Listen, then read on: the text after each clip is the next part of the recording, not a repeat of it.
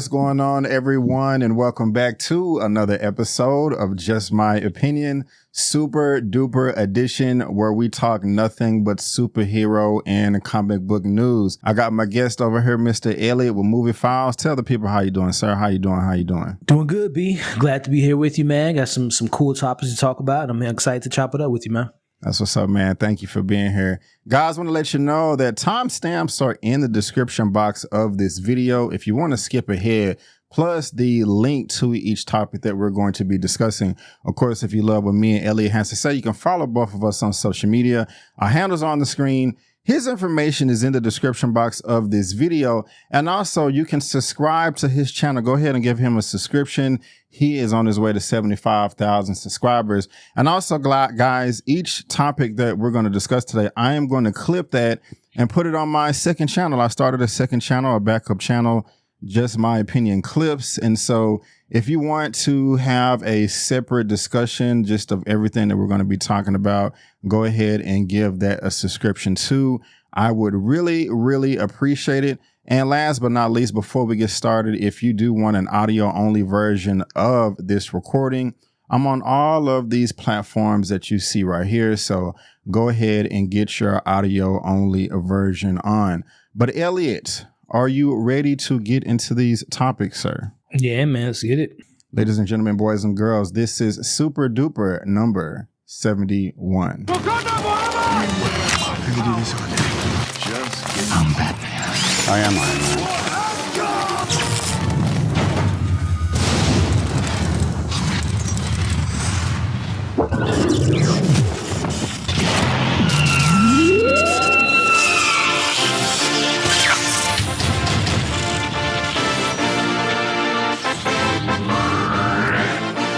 Welcome back. Welcome back. Where did Elliot go? Oh my goodness, he disappeared. There he is right there. My bad, guy. I didn't mean to do that to you. But let's go ahead and get into this first topic of the day. Talking Agatha.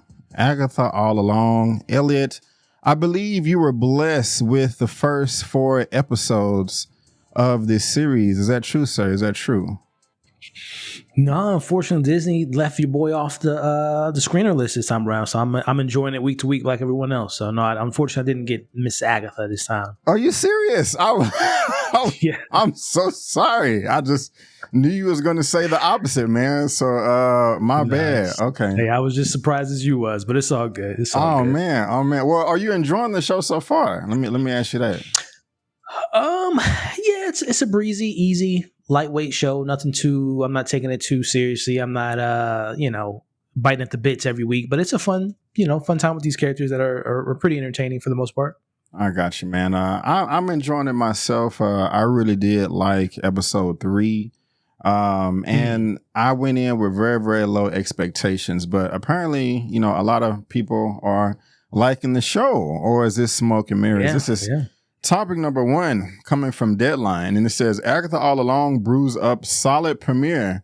Audience as first episode nets 9.3 million views in 7 days, Disney says. Let's go ahead and get into this.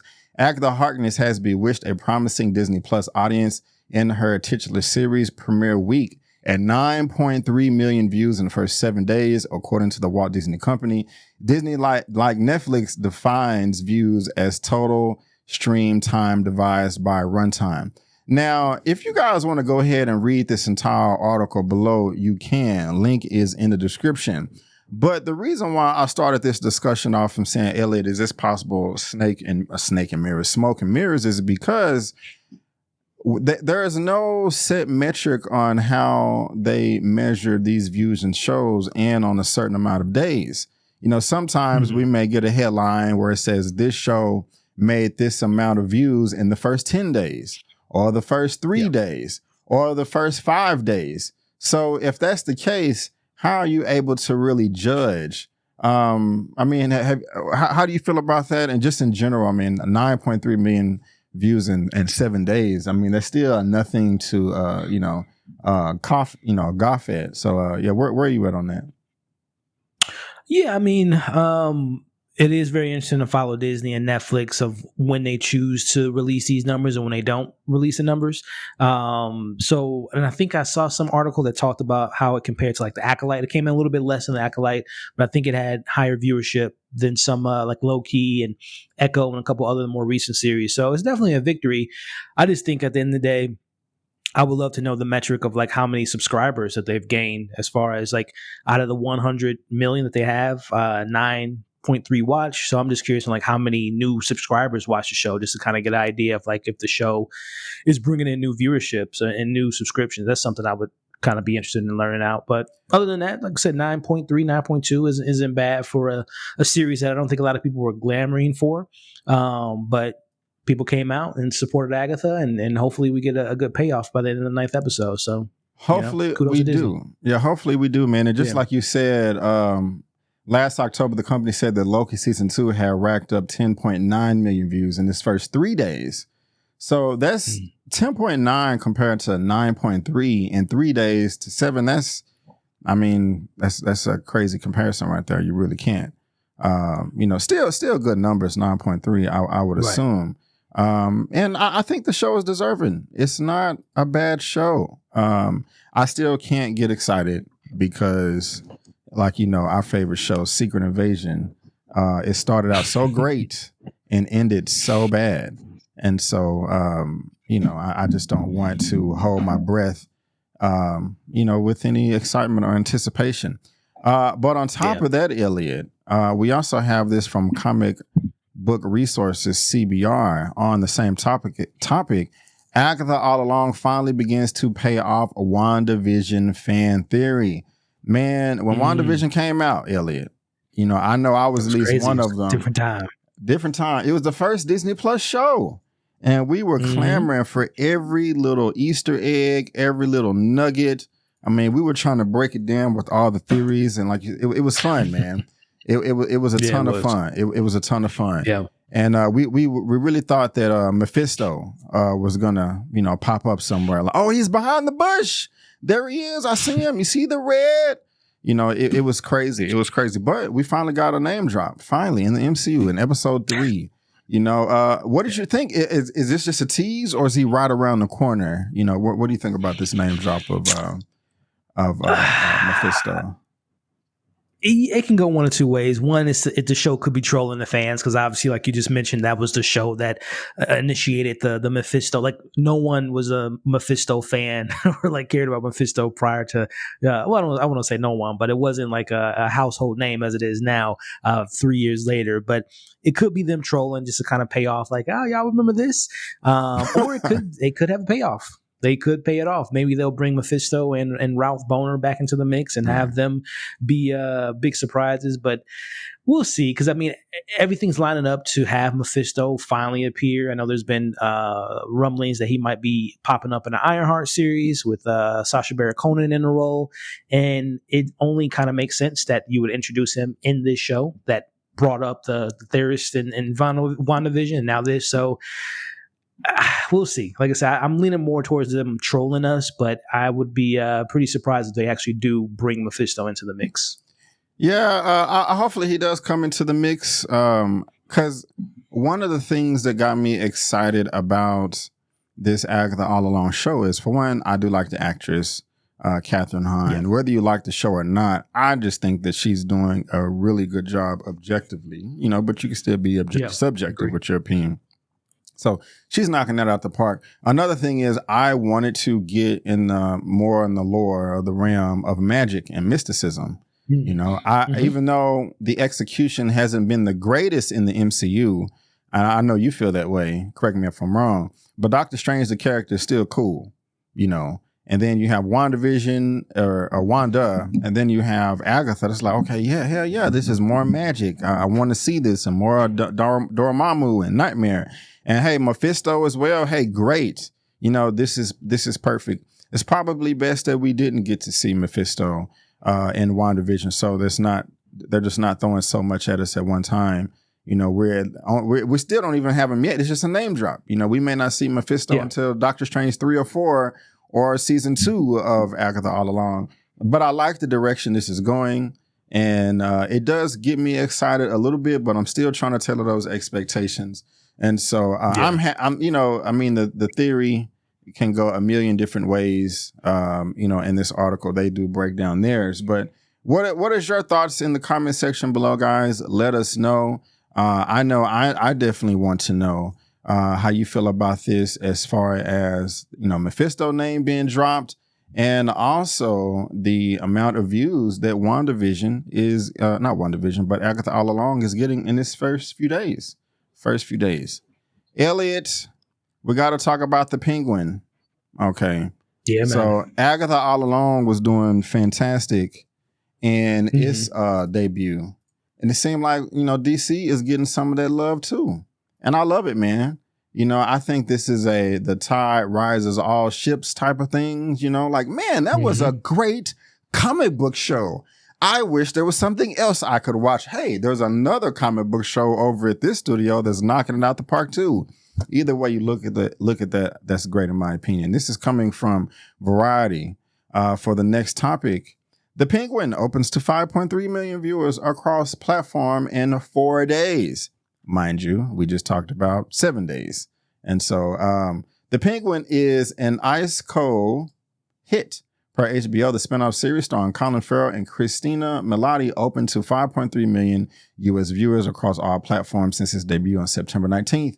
That includes repeat airings on HBO as well as streaming viewership. That puts it above the final season premiere of Succession, which drew 4.9 million viewers. And I think Elliot covered that. And the second season premiere of The White Lotus, I think you covered that too, which drew 4.1 million. It also falls just behind the premiere of True Detective Night Country, which nabbed 5.7 viewers. Elliot, guys, if you didn't know, Elliot is a HBO expert. He covers all HBO for the most part. That, Apple, pretty much anything. That's why you need to subscribe. Elliot, man, how you feeling about the Penguin start off? I saw in your other video, which Elliot has his own breakdown video of all these DC comic characters news as of late. I think he talked about this too. So how you, and I don't think you've seen episode 2 or 3 of The Penguin yet. Maybe, but you was recording earlier. But let me go ahead and get to my point. Anyway, Elliot, how you feeling about the show Penguin in general and the start? How you feeling about these numbers? And since you did cover those other HBO shows, how does this compare to those as well? Yeah, I mean, this is just from just looking at the Penguin as its own entity compared to other HBO series. Like, it's another show kind of similar to Agatha that a lot of people were initially kind of like on the fence. Like, Colin was great in the movie, but does he need his own solo show? And then as the show got closer and closer to the release date, no Batman appearance. So it was just like, what is the appetite for a Penguin show? And, you know, relatively speaking, compared to like Disney Plus, HBO's, I want to say, a niche streaming platform, but it doesn't have like, you know, you can't have your kids watching HBO shows, and teenagers. It's mostly like more adult content. So to have those type of numbers for a supporting character is pretty great for the series. So I think the numbers represent the interest in the show. That represents a character that people are fond of, and I'm very excited to see as the weeks go by, the word of mouth and the numbers continue to grow up. And I think in that article you might have pulled up, I think it had similar or higher numbers than The Last of Us, which was a hit show for HBO. So again, a rated R series, a very, not as a familiar character for a lot of people that's not familiar with the Batman lore, to have those numbers is pretty huge. And I'm very curious to see what tomorrow's numbers, as we're recording this, what episode 2 numbers are looking like, if more people will be brought in, if it's going to be about the same, or if it goes lower. But I don't see it going lower because it's a fantastic show. And I think the word of mouth has been pretty good on the show so far. So shout out to Oz. Yes, agreed. And as you said, additionally, the show has landed the biggest 4-day audience for a new series on Max in every region globally since The Last of Us in January of 2023. So that is what's up right there, man. This is amazing. And I got to be honest with you, Elliot. I was not a fan of this separate Batman universe that Matt Reeves created. And, I may have to put my foot in my mouth or whatever, because this show is good. And I know when the announcement came out that Batman would not be showing up in the series, I know some people were disappointed. I really didn't care because the show hadn't premiered at that time, and I didn't know how good it was because I'm loving the show. At this point in time, I've seen 3.5 episodes. So I'm in the middle of episode 4, and I don't need Batman to show up. I don't. If he doesn't show up at all, this show will still be great, and I will still be highly entertained by this. And so it's just great. The show has found plenty of love with critics, with the Penguin currently holding a 94% on Rotten Tomatoes.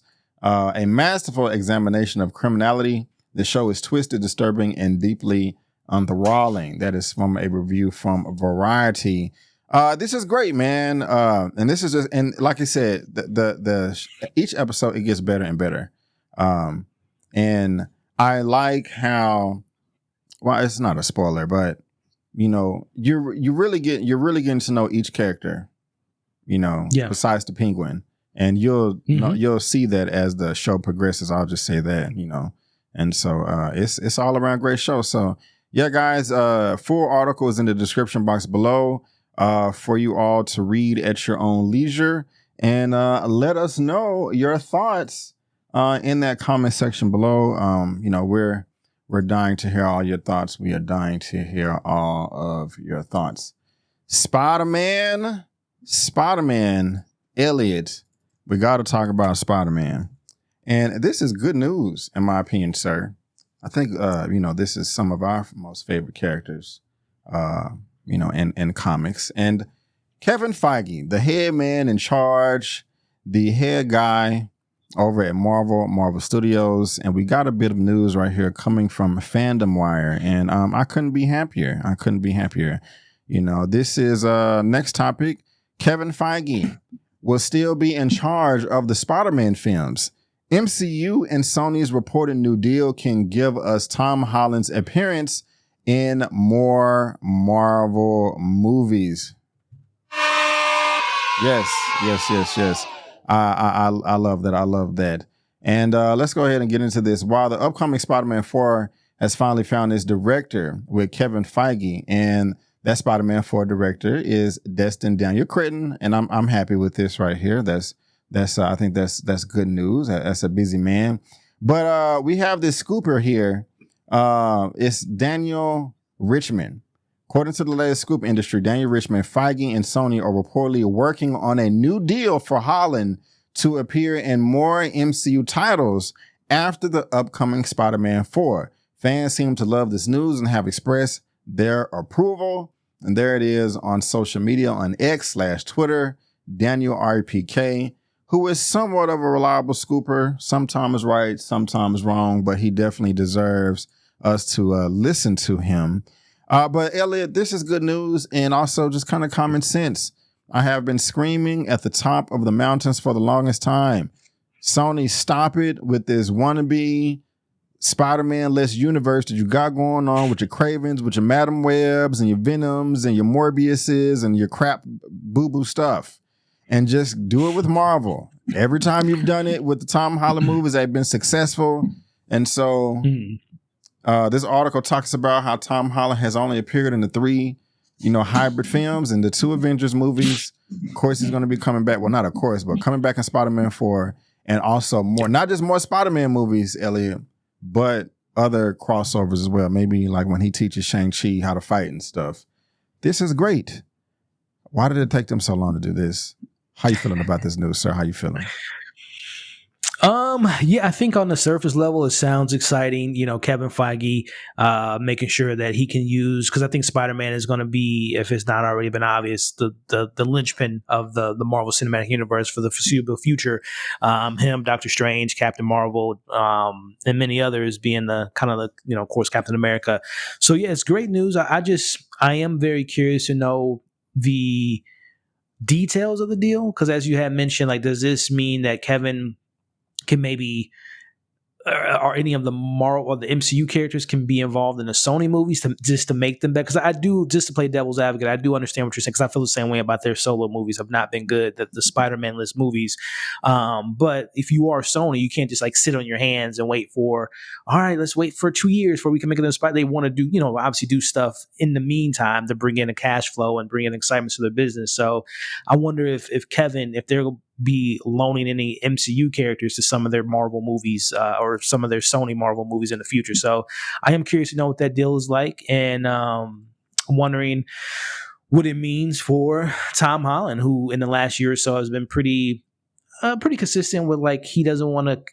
Well, not consistent, because he's at one point says, I don't want to do this till I'm 30. Then he's like, I'll do this till forever. Then he's going back and forth. So I'm assuming if they're doing a re-up deal that he is wanting to be Spider-Man for the foreseeable future, because while he is a iconic, household name with playing Spider-Man, he hasn't been as successful outside of Spider-Man. So maybe he's now realizing that it's like, let me just milk this cow until it's dried up and just take advantage of this opportunity that I have and do something that we've never seen, which is a fourth Spider-Man film. It's always, the third one was cursed with Andrew Garfield and the fourth one was cursed with Tobey Maguire. So hopefully he can get his fourth film off the ground. So we'll see, man. I'm excited to see what they do with Spider-Man. Post Spider-Man 4 and Doomsday and Secret Wars, and see him interacting with Miles Morales, hopefully in the future. Daredevil's in the future, like you mentioned, Shang-Chi's in the future. So it's exciting, man. But like I said, I'm just very curious on what this means for Sony, and if they can, maybe get some help from Kevin and have them loan some characters to their movies besides, like a Vulture random popping up in Morbius and not making any sense at all. So we'll see what this means for Sony. So I didn't even think about that as far as Sony being able to use other Marvel characters. That's interesting. Yeah. We'll have to see. And maybe this news is coming out because the test screenings for Kraven and Venom 3 are just trash. But we're going to see later on this month. I can't wait to talk about it with you guys. Now, as far as what Tom Holland wants to do, I know back in 2021, shortly after No Way Home came out, or during that promotion, he was just basically saying that he doesn't know the future and everything is up in negotiations. But that was some time ago, and he is known for blurting things out. But I mean, this is positive news to me, because I was worried. Because they said that Sony wanted to do a multiverse movie again and bring Tobey and Andrew back. And while I do want to see them again, I don't want not in the next film. Not in the next film. Let's have another 3 or 4 movies where Tom Holland is, chilling in the cut for the most part to himself, or at least one. Damn. Yeah. But yeah, guys, Kevin Feige is going to be in charge of the latest Spider-Man movies, and Sony and Marvel are trying to work out a deal, and I'm happy about it. So link it to that is in the description box below for you all to read at your own leisure. And let us know. Let us know your thoughts as well. Elliot, X-Men 97. It's off the chain. Man. Best Disney Plus show ever, in my opinion. Hands down. But we have some bad news, man. It's delayed. Why? X-Men 97 season 2 delayed to 2026? Why do we have to wait? Why can't we have it now? I want it now. Yeah, this just talks about the series and how great it was, the controversy surrounding Bo DeMayo and him being fired. A new report from Nexus Point News claims the second season of the series won't be returning to the streaming platform until 2026. DeMayo's writing commitments towards the season were completed before he was let go after news broke. Matthew Chauncey was announced as a new head writer for the third season. Today's report claims that Chauncey is apparently reworking the draft that DeMayo penned before being dismissed. And so the delay is due to the changes being made to the story and the scripts. The X-Men animated series executive producer Larry Houston and Eric Julia Leward will reportedly remain in their roles as consultant producers, and the main voice cast are also expected to return. Disney Plus already has full Marvel animation slate. Elliot, I'm mad. Why? If the series was already finished before its dismissal, what is the reason you would want to change it? Because I guess because you would have to give him writing credit, and they don't want to be affiliated with him on the league. I don't know. What do you think?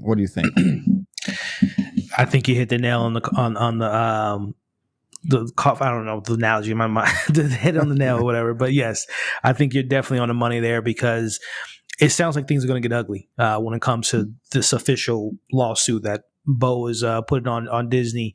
So I would imagine while that's going on, and then they premiere the show next year, they don't want the interference of being like credit here, not credit here, payment here. So it can be very messy. So like you said, I think that is the main component of why they're removing him completely from any creative endeavors on season 2, which sucks, because I mean, the average viewer isn't going to know any of this stuff behind the scenes. You're just going to be like, it's just business as usual. But people like us that have been following the situation and really know, how much and to be fair, I know Bo is like the face that people associate with X-Men 97, but there are, a numerous amount of other writers and creators and people that had their hand into the success of season 1.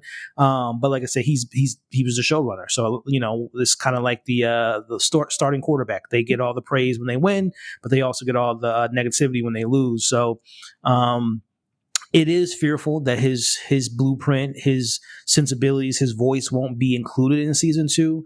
But like I said, I am to be hopeful that all the other people that had their hands in season 1 is brought back for season 2, and they can at least bring some of the stuff they brought to the incredible season 1 into season 2, even if there is a new head writer. So it is unnerving to know that it's going to be starting over from scratch, and they're going to be, I guess the biggest thing that makes me upset is like, well, if you guys planted the seeds in season 1 and now you're redoing, like, is it going to be just a completely different season, different feel? You're not going to have any payoff to what happened at the end of season 1 with Apocalypse and the team being split up and stuff like that. So that makes me nervous. But the delay of it all, let it cook if it needs to be, cooked and refined, and the graphics and visual effects need to be taken care of on top of the script rewrites, then, definitely take its time. But you can only, like I said, feel a bit on the fence that it might not be nearly as good as season 2 without, like I said, Bo being attached. But like I said, fingers crossed that all the goodwill that the people that did work on it, that's still on the team, can bring a lot of the stuff that we loved over from, season 1 to season 2. So we'll see, man. It's a mess. Woo! Well said. Well said, my guy. I don't know what to say after that. But you're right. All the other creators on the show don't get enough credit, So yeah, if there have been other outlets that have interviewed them as well during the promotion of the series, give them a view, give them a thumbs up, let them know how much you do appreciate all of their hard work. I'm also thinking, like, is this a waste of money? Having to go back and redo everything. And you said from scratch. I didn't even think that was an option. I was thinking they was just gonna kind of cherry pick some things here and there. But I don't know how far it goes as far as like, how, like, I have no idea how that works. Like, as far as percentages is concerned, like, how many, does it go by pages or lines, or, if you do this amount for this amount of budget, you get this amount of credit. I don't know if there's any experts out there that know this, sound off in the comments, but this stinks, man. It's like, wow. As soon as Disney is getting out of their rut with, and I'm not exaggerating, with one of the best pieces of content they've ever produced, it's an argument to say the best, but I'll say one of the best, it's delayed because of stupid stuff, I think both parties are to blame. I think, Bo, if it's true, you can't do the stuff that you've been accused of. That's just common sense. Right. But right. I think there's also some pride and ego on Marvel's behalf as well. Even if you let the guy go, you can still credit him, for his writing of season 2. We don't want to, I don't know. But anyway, link is in the description box below. For you guys to read at your own leisure, and let us know your thoughts. Did you have something else to say, sir? No, I totally agree with you. Hopefully, it works out to all parties, and I guess on the bright side, we waited 20 years for the revival, so I guess what's another 2-3 years to wait for the season 2. So this is true. This is true. We will see. Elliot, let's switch over to DC. Let's talk about some Supergirl, some Superman. and Captain Bow and Arrow. I don't know who this guy is. But no, we're gonna see. We're gonna see. This is next topic coming from Deadline. Matthias Schoenaerts lands Supergirl Villain's role. Hopefully, I pronounced that correctly. And when I see this face right here, I don't know the name, Elliot, but I'm like, okay, I recognize that face. I recognize that face. They have the exclusive. We can tell you that Rust and Bone actor Matthew Schoenaerts has landed the villain role in DC's Supergirl. Supergirl is based on Tom King's 2022 comic book series Supergirl Woman of Tomorrow, which Bilquis Evely illustrated. Anna Nagara adapted the comic book for her big screen. In that comic, the bad guy is Krim of the Yellow Hill, who kills a young alien girl's father. She draws Supergirl into the conflict. Now, Elliot, I have never heard of this character before, but this is apparently what he looks like. And this Matthias here is going to be fulfilling the role. Okay. Seems like, I don't know, he must be pretty cold, man. Supergirl got 3 in her chest. He got 3 in her chest. So at least we know that he has good aim. Is this good casting or bad casting? How you feeling about this, man? How you feeling? Yeah, so being a DC fan, this story has been on my read list. I don't read comics as often as I used to, but this has been on my list even prior to them announcing the movie. And a little bit I do know about the story. Number one, as a science fiction fan, this is going to be full science fiction. Just a quick run through. How different Kara is from Kal-El. Like she's turning 21 and she goes to this planet that has a red sun. And we all know Kryptonians don't do well with red suns. So she's going there to get drunk on her 21st birthday. So this kind of just shows you, kind of a coming of age, up and coming superhero type of a narrative. But yeah, this Krim character is a bad mofo, man. Like he kills Ruth's father, who's the young lady that they talked about in the article, because he didn't laugh at a joke that he told. So it just kind of shows you he's not only ruthless, he's kind of psychotic at the same time. And this planet that she goes, so I can't think of the name of it, but it's very barbarian. So like he's very kind of a Conan type of a character. That's why you see the swords and the bow and arrows. He's that type of fighter in that sense. So very animalistic, very ruthless. He kills. They call him. He has the monger of killing men, women, and children. And also for my dog lovers out there, he takes some shots at Crypto as well. So like he's a relentless type of character, and the back and forth between him and Supergirl is really intriguing. So yeah, I'm very intrigued to see more and learn more about these characters on the big screen for the first time, and also to the actors standpoint. Matthias, I've seen him in a couple projects. He fits the bill. Like he has the look, and from my deep cut DC fans, a little fun fact that Zack Snyder shared about 3 or 4 years ago. His plan B, if Ben Affleck wasn't going to accept the role of Batman, Matthias was in the conversation. Just to kind of show you that he has those sensibilities to playing the suave Bruce Wayne, but also the Batman persona, really hitting those deeper beats. So he's been kind of circling the DC realm to play a character for a while, and they found the right one for him as a villain. So I'm excited, man. Like I said, this character is relentless. He's a great actor, and I'm really, really, really excited for this movie because this is a really fun story that we're going to be able to see with Kara in a couple years. Okay, well, that's what's up. Elliot is very excited, enthusiastic about this, man. So yeah, man. I know nothing about this character, never heard of him before, and so I just recognize the actor a little bit. And if we just look at him on IMDb, Rust and Bone, Bullhead, Red Sparrow.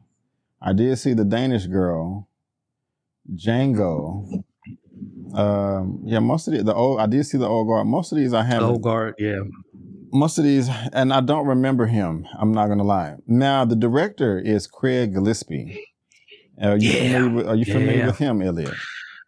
Yeah, man, big fan. Tanya, Corella did the Pam and Tommy series last year, and Dumb Money last year. He's a very, very good director, and he does a lot of his last few projects have been very female led. He got Margot Robbie the Oscar, Emma Stone was a great performance, and Corella, and of course we had Lily James with Pam Anderson. So yeah, he does a really good job with his female protagonists. This is true, man. I love Tanya. Tanya was fantastic. That was a fantastic movie right there. And so, this is seeming to be good. You brought up female leads. Supergirl is a female. So maybe a good match. And we're going to see. So, I mean, Elliot, this new DCU is shaping up to be quite nice. Shaping to be something cool, man. Yeah. It is. I am excited, guys. Are you excited? If you are excited, please let us know in the comment section. Let us know in the comment section what you think about this news right here as well. Are you cool with Matthias coming through as the villain, Captain Bow and Arrow, shooting up the dog and all that stuff? Let us know in the comment section below. Link to all that is in the description box below for you to read at your own leisure. And like I said earlier, we're talking about everything is shaping up, man.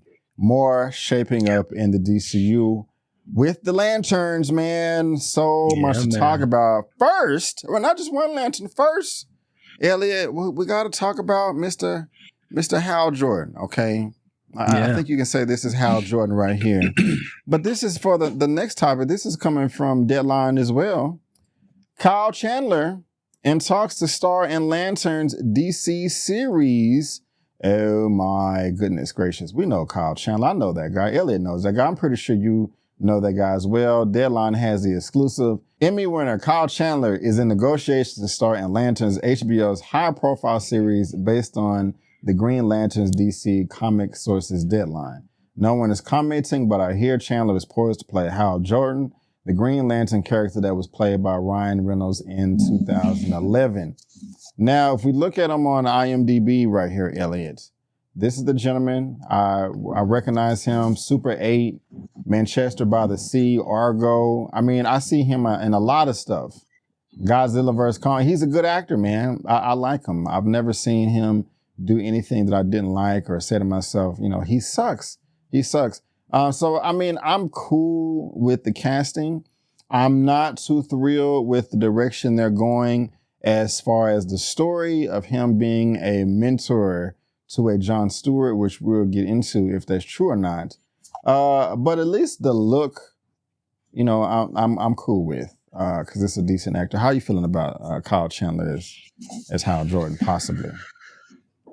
Yeah, no, I think this is another example of how DC, now of course we talked, I think last time I was on, we talked about the Josh Brolin's, Matthew McConaughey's, Ewan McGregor's, Timothy Olyphant, and a couple other names were in the mix. And, some of those stand out. Some of those are household names, but not all of them are like as star-studded as you would maybe think to bring, replace, following up Ryan Reynolds, who we know is a megastar in his own right. So this just goes to show me whether it's David Cornsweet as Superman, Millie Alcock as Supergirl, and now Kyle Chandler as potentially Hal Jordan, they're picking what seems to be the best actors for the role. They're not going for the big name, the flashy name.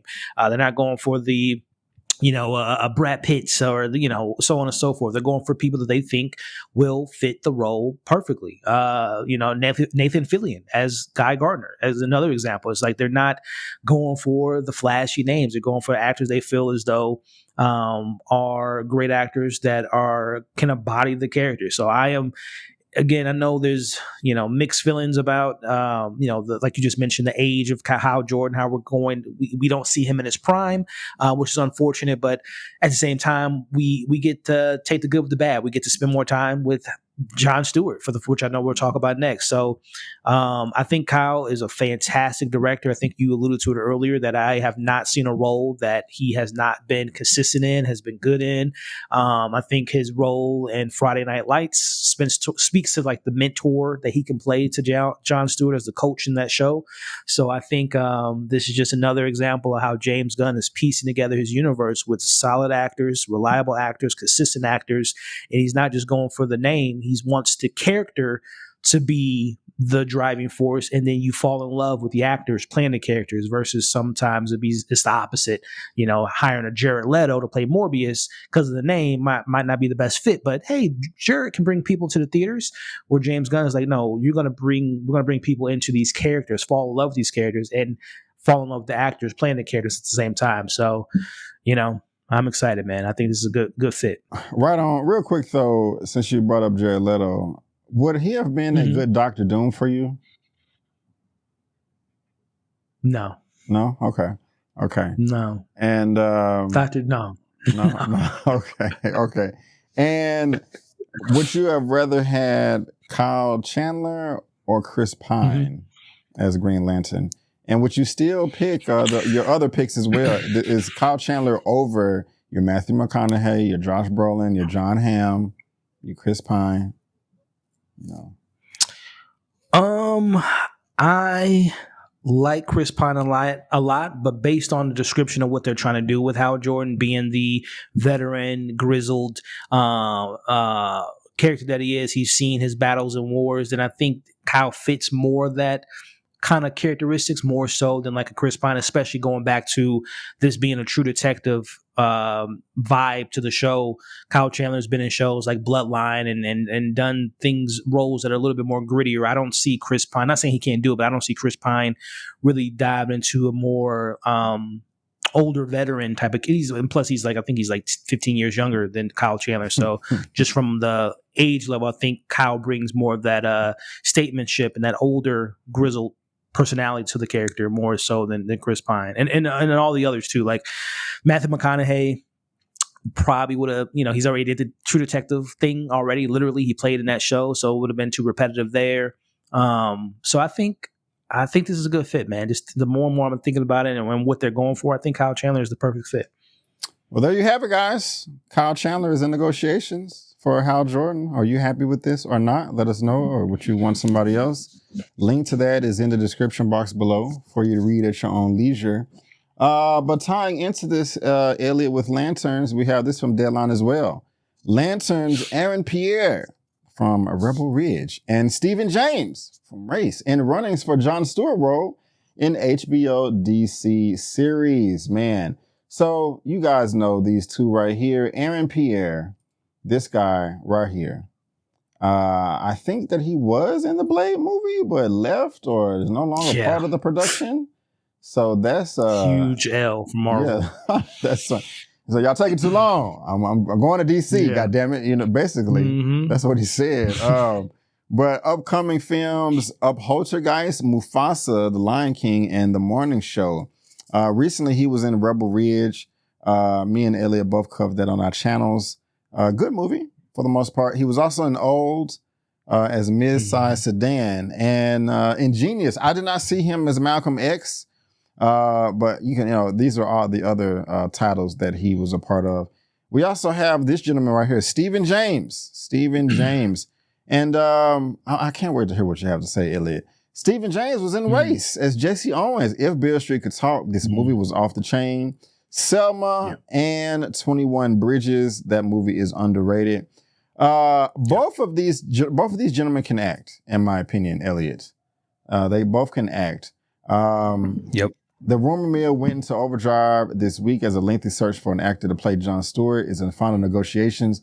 Also, as well as Damson Idris, right here from Snowfall, which I covered the show, which was a great show. Y'all can read the article, link in the description. Elliot, man. I like all three of these actors. I think they're all talented. And I have to preface this by saying, because some people, a little sensitive, emotional out there, they feel that if you don't like an actor, actress in a certain role, that you don't like that actor or actress. Like, no, I can think this is the most talented person in the world, but they may not fit for this particular role. Someone, I mean, if you say something like, Halle Bailey, I don't think she's good for this role. Oh, you're a Halle Bailey hater. You're a Beyonce hater. Anyway. I like all three of these. I cannot see Damson Idris as Jon Stewart. And I cannot, and I don't want Aaron Pierre as Jon Stewart. I think he would do a good job. I think he would fit the role quite well, but I just don't want that. If I had to pick between these three right here, I want Stephen James. I think he's really capable. He'll be able to get in the weight room and all of that stuff, or get the physique right. But another reason is I just want a darker skinned guy to be Jon Stewart, to be honest with you. I just, even if it's from the simple fact that that's what I'm used to seeing on the cartoon, on the comic page or whatever, that's just what I want. Now, Damson Idris is even darker, but I just don't see him as Green Lantern. But where are you at on this, man? Now, also let me also throw in here. if I had to pick anybody, of course it's gonna be my guy. It's gonna be my guy Aldous Hodge all the way. Yeah. That's my number one right there. But how you feeling about this casting, man? Damson Idris, Stephen James, Aldous Hodge, Aaron Pierre. Where you at, sir, on this? Like you, B, I think they're all three great choices, and it's just wonderful to be able to know that there are, some opportunities for Black actors to have these big time roles. And it seems like, again, Jon Stewart will be the main Green Lantern in the DCU, which is awesome to see. For me, I'm with you with Idris, great actor. I haven't dove into the Snowfall world, but I heard from you and others that it's just a great show, and it really showcased him as a great actor.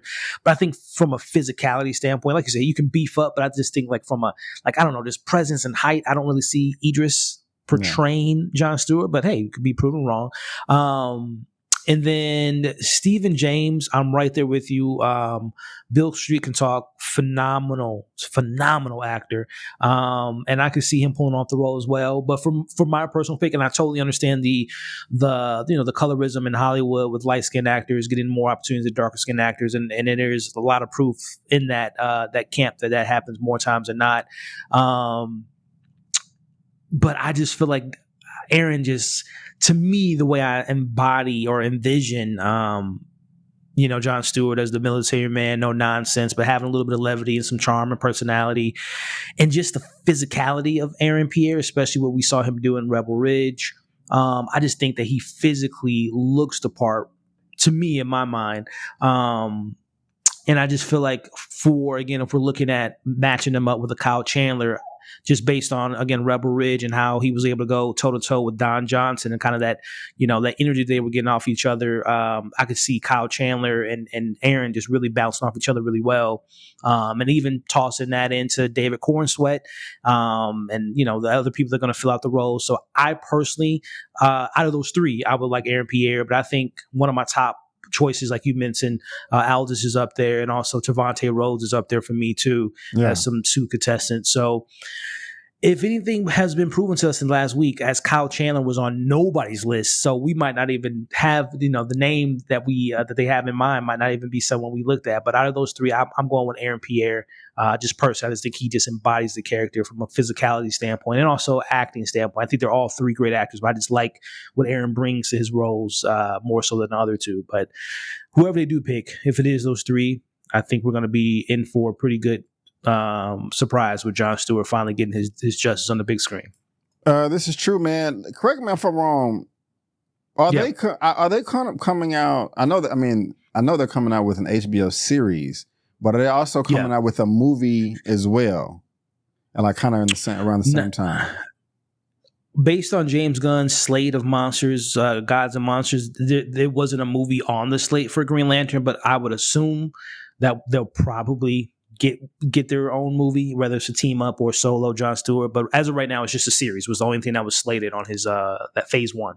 Got you. I think they should do it. Because the Green Lanterns are so effing huge. You have two people, its own universe. You have, it's so big that you have multiple human beings from Earth that are Green Lanterns. So I was thinking maybe the show could concentrate more on the Green Lantern Corps, across the galaxy. And then the movies focus more on Hal Jordan, Jon Stewart, and what's going on Earth. And they both kind of just intertwine. That's not, like a just crazy idea, but honestly, I think they will. I think it's going to be them, kind of like a cop procedural. Like they'll go on the case, but then when you're done with the case, you can go back to space and share your notes with, other lanterns. So I think we're going to see, probably, Nathan Fillion's character. We might see Jessica Cruz. We might see other lanterns kind of popping in and out of the series. I think the series is going to be a lot bigger than what people, because I know they pitch it as True Detective, and that is a very character driven kind of focus on the 2 detectives in the show, and in some cases 3 detectives. But I think this is going to be a much bigger show than what they're pitching with the True Detective angle. Like I think we're going to be galactically in space, but also earthbound. So I think it's going to be a really big show. Wonderful. I love it. Have you seen Green Lantern Emerald Knights, the DC movie that came out like over 15 years ago? straight to. I don't think I think that's on the watch list still, but I think that's on the watch list. It's incredible. What I like about it is it's like 4 or 5 different short stories of different, just different events that's happened in the Green Lantern history. The first one is like the true origin of the Green Lanterns, and it shows like the first ring bearer and how he bared the ring. It was pretty nice. Scott, what was his name? Scott. I can't think of his last name, but yeah, I don't remember the name, but it was just badass. And I was just thinking, like, what if the show did that? Like, an episode or 2 went back in the beginning of time, blah blah. But anyway, Kyle Chandler's Green Lantern, Aaron Pierre or Stephen James. Guys, link is in the description. Let us know. Are you happy with this casting? Or you not? What is your wish list? What do you want to go down in the DCU as far as the Lanterns are concerned? You want a movie? You want a TV show? You want both? Let us know. Let us know. Let us know. We are both dying to know. We have the last topic right here, Elliot, which came out of nowhere, man. I was not expecting this at all. But this is a doozy. I'm like, I don't think it's April Fool's. But yeah, this is wild. This is coming from the Hollywood Reporter. And it says, Batman villains Bane, Deathstroke getting movie treatment at DC Studios. They have the exclusive. I have not read this. I wanted this to be a surprise. But DC will be doing some back-breaking development work to bring these criminals to the big screen. Sources tell the Hollywood Reporter that Bane, the super steroid injecting antagonist who was previously seen in 2012's Christopher Nolan, The Dark Knight, and Deathstroke, another popular arch nemesis in the comic book foes, are being lassoed together for a movie. The James Gunn and Peter Safran-led DC Studios is developing a script from Matthew Orton on a scribe on the upcoming Captain America Brave New World movie. Elliot, this was not part of James Gunn's announcement for his Gods and Monsters. So what I'm thinking is somebody on their own was like, I like what James Gunn is doing right here. Okay. But I have a great idea for Bane and Deathstroke to come together and wreck shop. No one has ever seen this before. This will be freaking badass. I'm going to write a script and go to present it to James Gunn. And I think that's what happened. And he was like, oh my gosh, this is amazing. Peter Safran, come here, sir. Look at the script. Look at the script. It's probably not even written down on paper. He was like, oh, but James, we got to insert it in your phase 1, Gods and Monsters. Make the announcement, call the Hollywood Reporter. What do you think is going on? Because this is out of nowhere. What's going on, Elliot? What's going on? Yeah, no, I think James Gunn came out after he released his slate and said there is still things that we haven't announced yet that kind of fits into what you just said, that there were things on the peripherals that they wanted to announce later on when it got closer to the world launching. But listen, B, these are two, they're obviously known as Batman villains, which they are, but they're just two fantastic characters. Bane is just such a, I thought Tom Hardy, I love his portrayal as Bane because we got to see the intelligent side and the brute of Bane.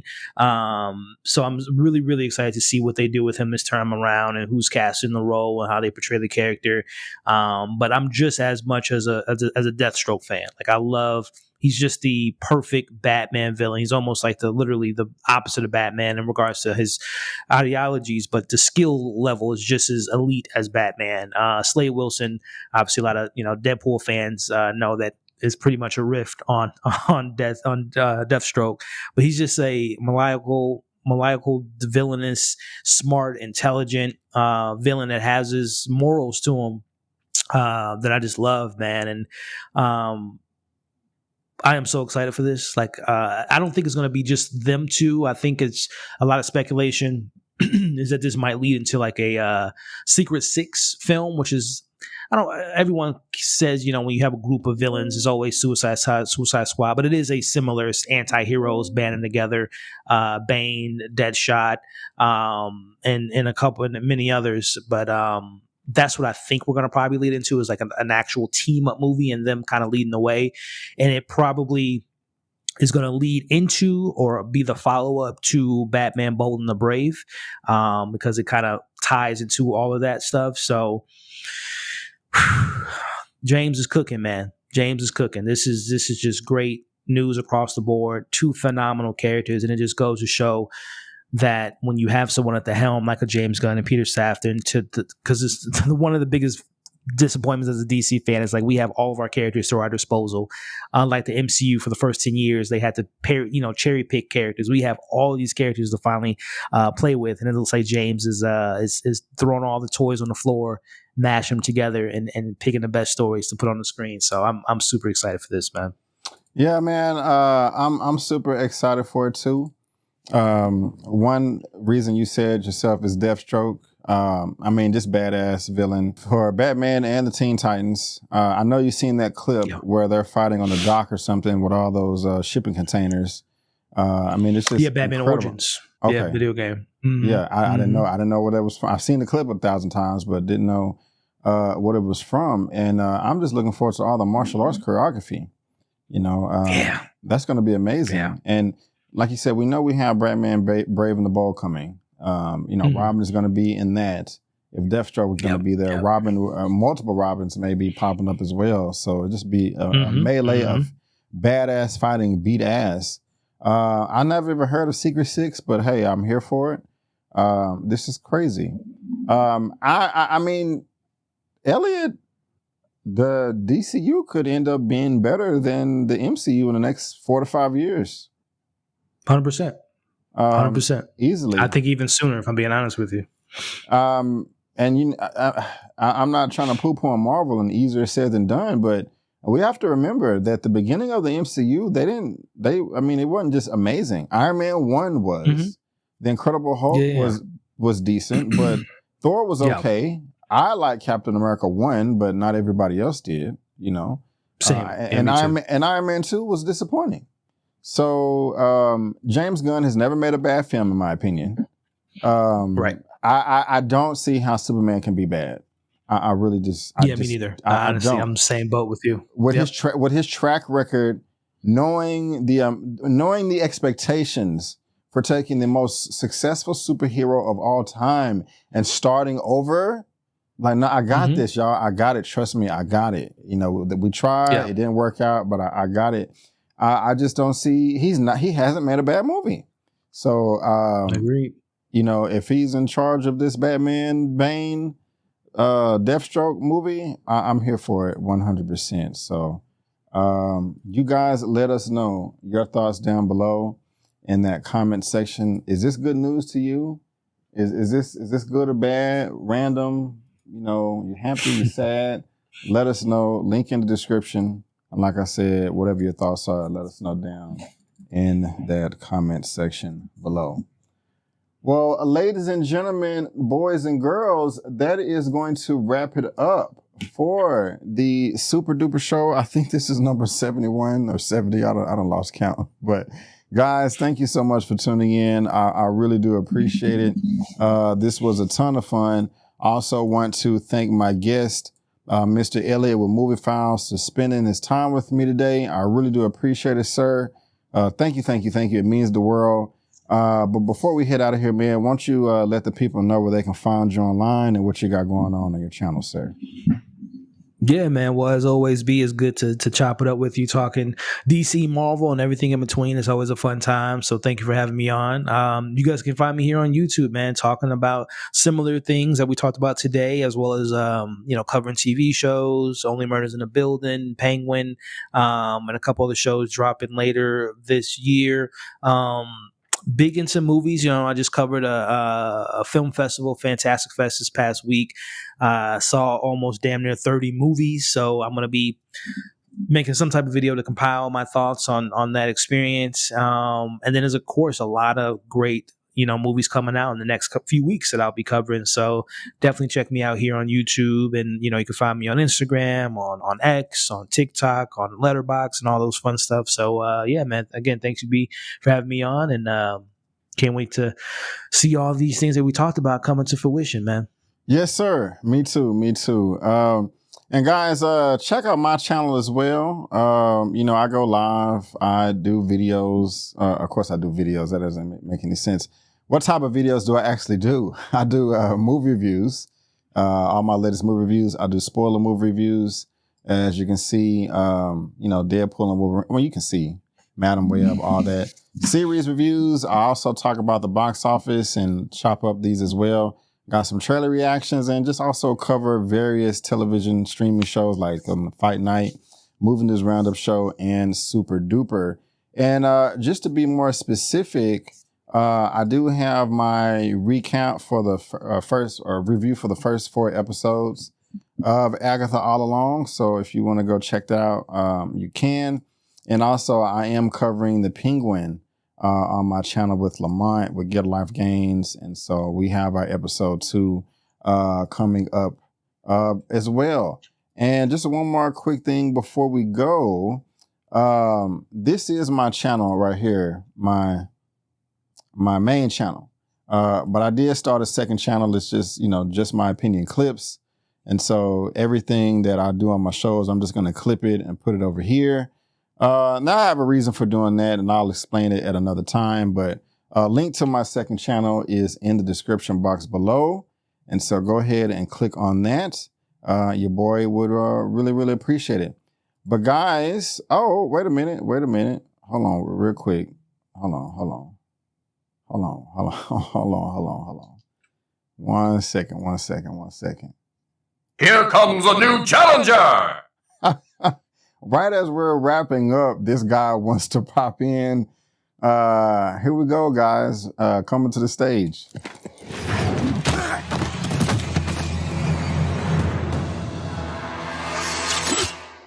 It's Mr. E-Man with E-Man's movie reviews. What's going on, my guy? How you doing?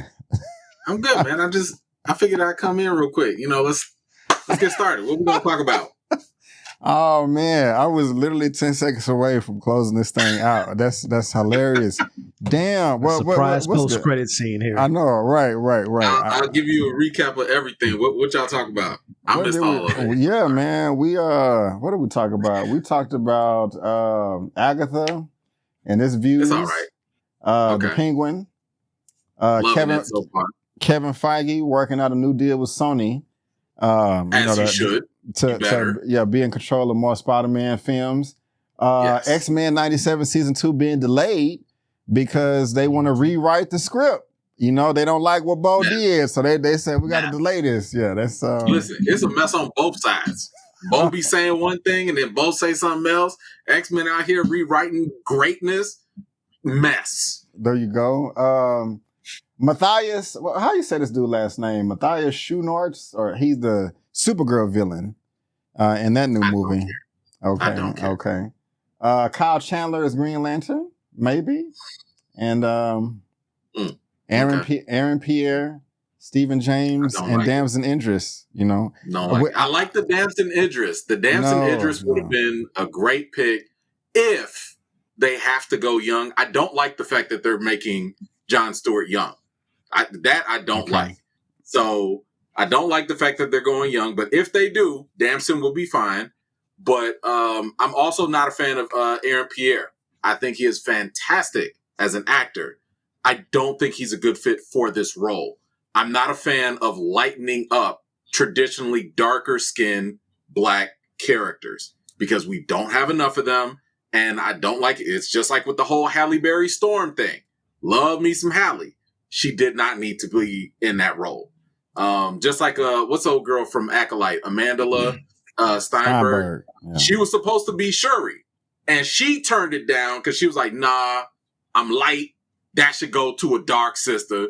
And we got Letitia right. So I'm like, "Nah, man. Like Jon Stewart's historically in every portrayal is a dark skinned brother. We don't need the Michael Ealy light skin with the different color eyes brother coming in to play that role. No, thank you. No shade to the man. He's a great actor. Rebel Ridge was great. But just, come on now. We can get a dark brother. And Stephen James, no thanks. Okay. No. What do you think about this Bane and Deathstroke movie coming out of nowhere? Man, I have no idea what the hell they're doing with it. You know what? It honestly feels like everything James Gunn is doing is setting up more so a TV CW universe rather than a big cinematic universe. So I don't know. Like, so far, the only home run hit I think he's made was getting David Corenswet as Superman. Because just get white guy, brunette, muscles, that's fine. Everybody else, I'm kind of side-eyeing like, that's your pick? Like, are you trying? So we'll see. We'll see. Okay. Well, thank you for that, E-Man. I appreciate it. You know what I'm saying? That's what's up right there. Coming through in the clutch. You know what I'm saying? Y'all follow this man over here on this channel. This guy is killing it with the From recaps and reviews and coverage. My goodness gracious. Drop it right now. You know what I'm saying? So that's what right there. What we got coming up, maybe we're going to be talking to Joker 2. We're going to see. Also, E-Man, let you know, I started a second channel, man, to nice. clip some of my stuff. So okay. I got some videos there. You know, I just I'll expand all this later at another time. But yeah, y'all go ahead and give me a subscription to that too. But let's go ahead and head out of here, guys. I'm B. Avery. That's Elliot. And that's E-Man. And that's just our opinion. Peace out. And we'll see you next time.